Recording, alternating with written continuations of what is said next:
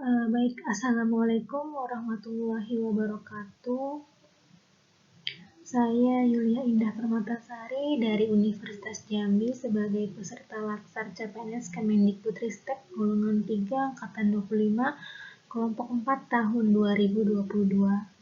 Pada kesempatan kali ini saya akan memaparkan rangkuman pokok bahasan agenda 1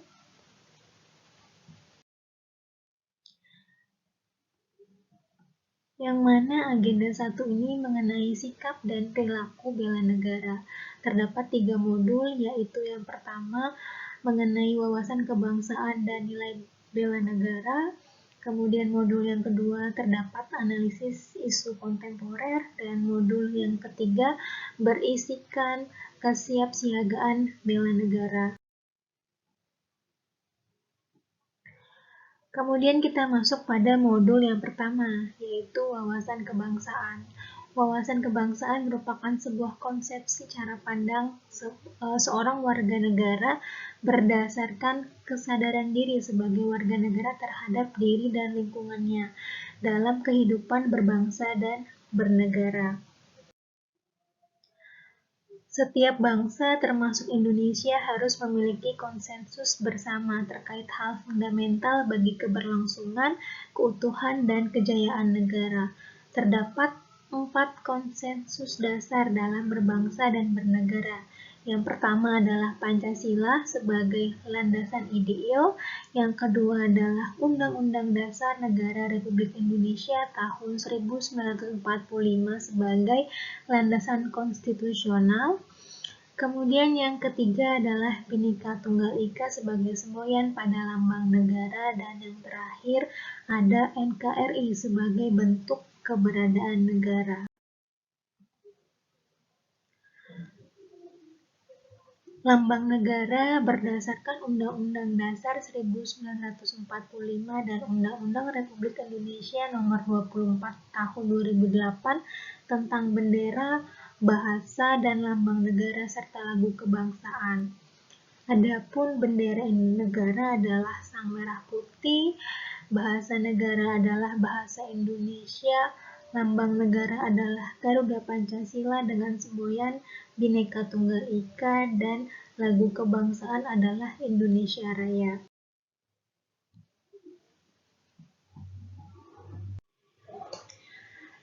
Kemudian kita lanjut pada titik penting dalam sejarah bangsa. Ada beberapa peristiwa yang menjadi bagian penting dalam proses perjalanan negara Indonesia untuk menuju kemerdekaannya. Nah, pada tanggal 12 Mei 1908 berdirilah sebuah organisasi, yaitu Budi Utomo, yang didirikan oleh puluhan pemuda. Kemudian pada tanggal 25 Oktober tahun 1908 itu berdirilah sebuah perhimpunan yang diberi nama. Terdapat beberapa peristiwa penting dalam sejarah bangsa sebelum negara Indonesia mencapai kemerdekaannya. Yang pertama adalah pada tanggal 12 Mei 1908 berdirilah sebuah organisasi yang diberi nama Budi Utomo. Kemudian selanjutnya pada tanggal 25 Oktober tahun 1908 berdirilah sebuah perhimpunan Indonesia, yang mana organisasi ini merupakan organisasi pergerakan nasional pertama yang menggunakan istilah Indonesia. Kemudian pada tanggal 30 April 1926 dilaksanakan Kongres Pemuda I.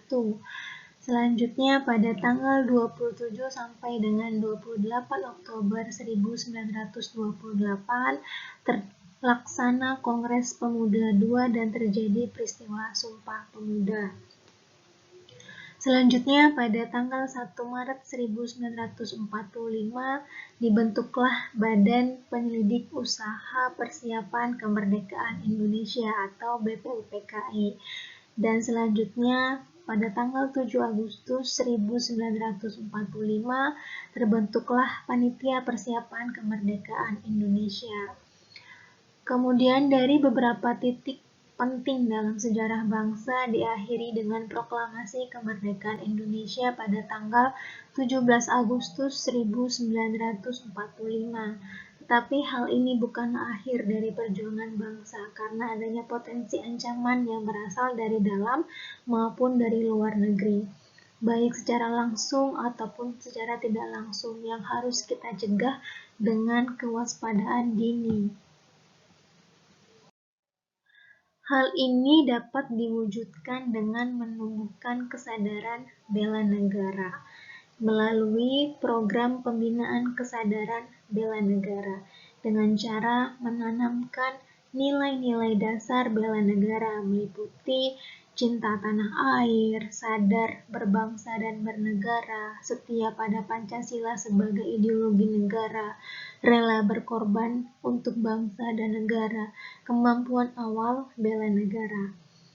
Selanjutnya, nilai dasar bela negara ini akan menjadi dasar dalam nilai-nilai dasar aparatur sipil negara atau nilai dasar ASN, yang mana nilai dasar ASN ini juga nanti akan menjadi fungsi dari ASN itu sendiri, yaitu pelaksana pelayanan, pemberi pelayanan, dan perekat dan pemersatu bangsa. Kemudian kita lanjut ke sistem administrasi NKRI atau biasa kita sebut dengan Sankri.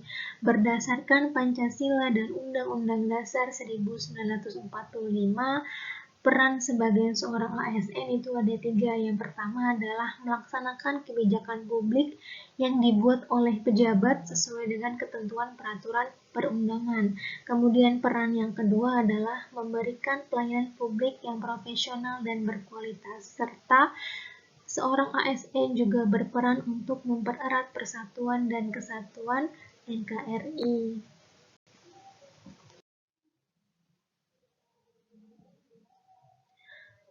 Selanjutnya kita lanjut pada modul yang kedua, yaitu analisis isu kontemporer. Ya, segala sesuatu itu pasti berubah. Perubahan itu merupakan suatu hal yang pasti terjadi. Nah, berikut ini adalah 4 tingkatan perubahan lingkungan strategis yang dapat mempengaruhi kesiapan dalam melakukan pekerjaannya masing-masing. Itu bisa dimulai dari individual, family atau keluarga, kemudian komunitas ataupun budaya, kemudian tingkat selanjutnya adalah society, dan yang terakhir tingkat yang paling tinggi adalah perubahan pada tingkat global. Dalam menjalankan perannya, seorang ASN dapat menghadapi isu-isu kontemporer. Beberapa isu kontemporer strategis yang dapat dihadapi oleh seorang ASN diantaranya adalah kasus korupsi, penyalahgunaan narkotika, tindakan kekerasan yang mengancam atau terorisme, money laundering atau pencucian uang, kemudian proxy war dan penyebaran ujaran kebencian. Ini merupakan beberapa isu kontemporer yang mungkin akan dihadapi oleh seorang ASN dalam menjalankan perannya. Adapun teknik dalam analisis isu, ada beberapa teknik. Yang pertama adalah isu kritikal. Isu kritikal kita bisa menggunakan isu saat ini, isu berkembang, dan isu potensial. Kemudian juga ada yang namanya teknik tapisan. Kalau menggunakan teknik tapisan, kita bisa menggunakan 2 metode, yaitu APKL dan USG. Kemudian teknik yang ketiga adalah teknik analisis, yaitu merupakan dengan bentuk mind mapping atau fishbone diagram dan juga analisis SWOT.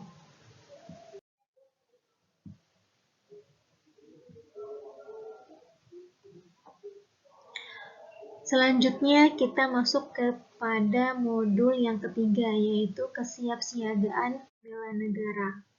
Pelaksanaan bela negara sendiri bergantung pada kemampuan awal bela negara yang dimiliki oleh seorang ASN, yang mana itu berkaitan erat dengan kesehatan jasmani, kesehatan mental, kemudian juga harus memiliki etika dan moral, serta menjunjung kearifan lokal. Ini merupakan pola hidup sehat yang berperan besar bagi ASN dalam pelaksanaan tugas jabatannya sehingga dapat mencapai kinerja yang maksimal. Apabila kita memiliki pola hidup yang sehat, maka kita akan memiliki jasmani yang sehat, jasmani yang bugar, kemudian juga mental yang sehat dan kuat. Nanti yang selanjutnya akan meningkatkan produktivitas kinerja kita. Baik, sekian yang bisa saya sampaikan terkait dengan rangkuman pada agenda pertama. Saya mohon maaf apabila ada salah dalam penyampaian. Kepada Allah saya mohon ampun. Saya ucapkan wassalamualaikum warahmatullahi wabarakatuh. Terima kasih.